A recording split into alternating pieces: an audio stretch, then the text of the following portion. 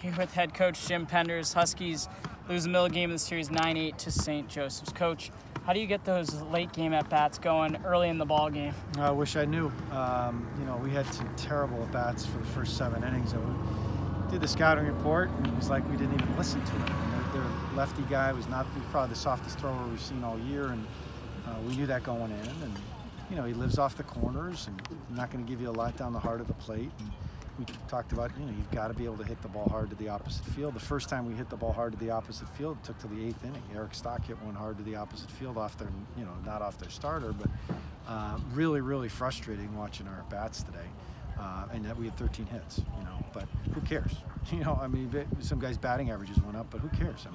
We couldn't make plays to save our lives in the infield today. Every time we had to make a play, we couldn't make it. So you can't expect to have to strike out double figures every game from our pitchers to make that happen. Our pitchers, we also weren't great on the mound. We walked 5, hit 1. Everything that it seemed like, I think we gave them 6 runs as a result of something that we gave them. So at the end of the day, you look at, geez, it should have been 8-3 Huskies, but that's not how baseball works.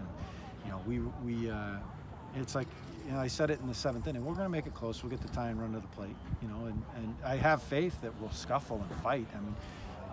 But then you put a lot of pressure on yourself to have to come through like that all the time. And if we just tighten it up a little bit on defense and make some plays, it doesn't come down to that.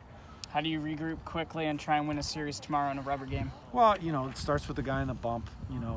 I thought Joe Simeone actually pitched okay.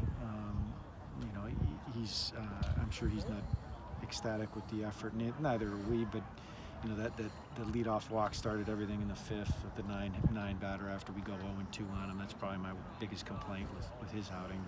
And our relievers, Pat just didn't look like he looked tentative, gives up the gapper, and didn't look like, he's a riddle to us right now. He's up, he's down. Some days he looks like an animal, other days he looks like he's unsure of himself. Randy deserved better. I thought he pitched okay. Marrero, again, we don't make plays behind him, but it starts with the guy in the bump. Tomorrow we have a good guy going, and Austin Peterson. We hope it seems as though he's healthy and he's over his rib cage thing that he had last week with the spasms and tightness. So, I know that he'll give us everything he's got, and the guys seem to play well behind him. He has a good tempo, so I hope to see him bounce back from last weekend. And we got to dig deep. We got to get out of here. We haven't won a series all year, and if you want to play for championships, you have to win series. So we've got our rehearsal tomorrow to win series, and these guys are a good team. It's not going to come easy.